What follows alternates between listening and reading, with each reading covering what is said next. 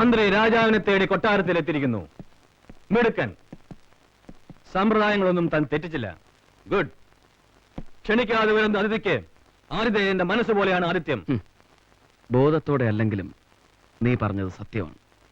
നിന്റെ മനസ്സ് പോലെ തന്നെ ചീഞ്ഞതാണ് നീ. ഞാൻ ആരാണെന്ന് നിനക്കറിയില്ല. ഈ പാലസിന്റെ പവിത്രത നിനക്കറിയില്ല. വില നിനക്കറിയില്ല. അറിയാം. രാജാക്കന്മാരുടെ രാജാവ്, സകല പ്രതാപങ്ങളുമുള്ള ഹിസ് ഹൈനസ് പ്രതാപവർമ്മ തമ്പുരാൻ വാഴുന്ന കൊട്ടാരം. ആ കൊട്ടാരം വാഴുന്ന തമ്പുരാന്റെ മേനി ദിവ്യമാണ്. ആ പൂമേനിയിൽ പൂഴി മണൽ പോലും വീഴാതെ സൂക്ഷിക്കാൻ ചുറ്റും കൊട്ടാര പട്ടാളക്കാർ. നിർദ്ദേശങ്ങൾ ഉത്തരവുകളാണ്. പാലിക്കാൻ രാഷ്ട്രീയ ബാല്യക്കാരും. സഞ്ചാരങ്ങൾ ഘോഷയാത്രകളാക്കി, ഭക്ഷണം അമൃതാക്കി ഭക്ഷിക്കുന്ന മനുഷ്യരിൽ പരമദിവ്യൻ. മണ്ണിൽ ദൈവത്തിന്റെ പ്രതിപുരുഷൻ. നിന്റെ ഓരോ പര്യായങ്ങളും നിന്നേക്കാൾ കൂടുതൽ അറിയുന്നത് എനിക്കാണടാ. അറിവിന്റെ കെട്ടഴിച്ച് കാണിക്കാനാണോ ബഹുമാനപ്പെട്ട മുഖ്യമന്ത്രി ഇങ്ങോട്ട് എഴുന്നള്ളിയത്? കൊടിച്ചിപ്പട്ടിക്ക് നെറ്റിപ്പട്ടം കെട്ടാൻ മാത്രം വിഡ്ഢിയല്ല ഞാൻ. ഞാൻ വന്നത് നീ ഒടിച്ചു കളഞ്ഞ ഈ കാലൊന്ന് നിന്നെ കാണിക്കാന്. പിന്നെ ഈ കാർഡ് ഡൽഹിയിലെ ബോൺ സ്പെഷ്യലിസ്റ്റ് ഡോക്ടർ അഗർവാളിന്റെ. നാളെ നിനക്കിത് ആവശ്യം വരും. പഴയ IPS കാരനല്ല ഇത് പറയുന്നത്. സംസ്ഥാന മുഖ്യമന്ത്രി രാമദേവൻ നായനാർ. സംസ്ഥാന മുഖ്യമന്ത്രി? ഒരുപാട് മന്ത്രിമാരെ ഞാൻ കണ്ടിട്ടുണ്ട്. അന്നും ഇന്നും മന്ത്രിവർഗം വിഡ്ഢികളാ, തന്നെ പോലെ. കൂണുനൂലിട്ട് പാളത്താറ് കൊടുത്ത് നിന്റെ മുന്നിൽ ഓച്ചാനിച്ച് നിന്നിരുന്ന പഴയ കൊട്ടാര മന്ത്രിമാരെ നീ കണ്ടിട്ടുണ്ടാവാം. ജനാധിപത്യം വോട്ട് ചെയ്ത് ജയിപ്പിച്ച് അധികാരത്തിലേറി പിറ്റേന്ന് നിന്റെ ദർബാറിൽ വന്ന് നിനക്ക് പാദസേവ ചെയ്തിരുന്ന ഖദറുടുപ്പിട്ട പുതിയ മന്ത്രിമാരെയും നീ കണ്ടിട്ടുണ്ടാവാം. അധ്വാനിക്കുന്നവന്റെയും പാവപ്പെട്ടവന്റെയും തിളയ്ക്കുന്ന രക്തം ചിന്തയിലും കൊടിയിലും ഏറ്റുവാങ്ങി അവർക്ക് വേണ്ടി പോരാടുന്ന യഥാർത്ഥ കമ്മ്യൂണിസ്റ്റ് മന്ത്രിമാരെ നീ കണ്ടിട്ടുണ്ടാവില്ല, അടുത്തറിഞ്ഞ് അനുഭവിച്ചിട്ടുണ്ടാവില്ല. അതിന്റെ ചൂടും അടിയുടെ വേദനയും നിന്നെ ഞാൻ അനുഭവിപ്പിക്കും. എനിക്ക് നീ തന്നതിന്റെ 10 ഇരട്ടി ഞാൻ നിനക്ക് തിരിച്ചു തരും, പലിശ അടക്കം. കഴിയുമെങ്കിൽ നിനക്കെന്നെ നേരിടാം വിത്ത് യുവർ ഫുൾ ആർമി. കാണാം.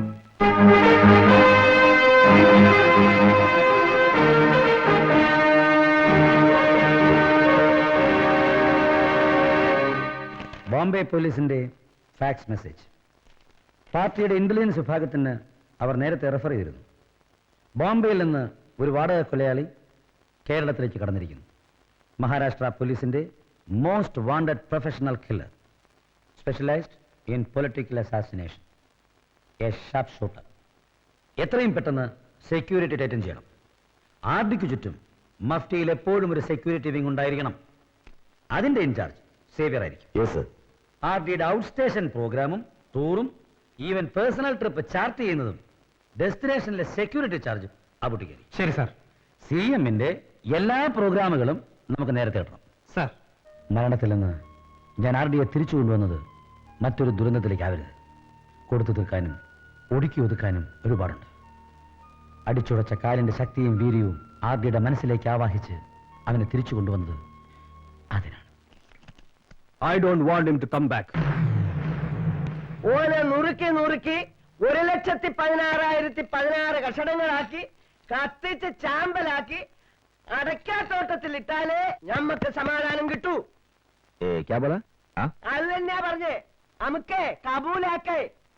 ഈ നായിന്റെ മോനെ കൊണ്ട് ഇതുവല്ലോ നടക്കുവോ? നാളെ ഭൂമിയിൽ അവന്റെ അവസാനത്തെ ദിവസമായിരിക്കണം. Tomorrow must be his last day and today's supper must be his last supper.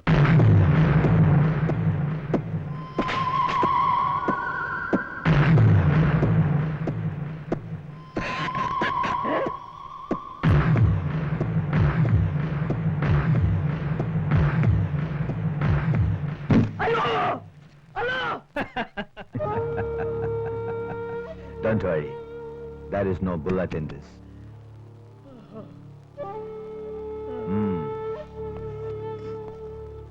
That one bullet is only for him. He will die. There's no comeback as far as I'm concerned. Is it okay for you? Your Highness Pratap Verma? Very much enough.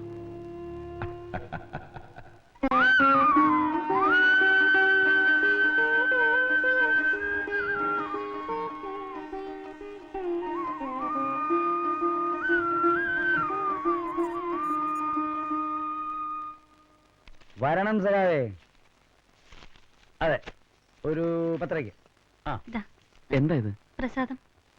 ഇത്രയും കാലമായിട്ട് ഇന്നലേക്ക് എന്നെ മനസ്സിലായിട്ടില്ലേ? ഇന്നെങ്കിലും ഇന്നെന്താ പ്രത്യേകത? സ്ഥാനാർത്ഥി nomination കൊടുക്കാൻ പോകുന്ന ദിവസം, അത്രയല്ലേ ഉള്ളൂ. ഇന്നലെ ഞാൻ പഠിച്ച പ്രത്യയശാസ്ത്രങ്ങളിൽ ഇന്നലെ വിശ്വസിക്കുന്ന ദൈവങ്ങളില്ല, അവരുടെ അത്ഭുതങ്ങളുമില്ല.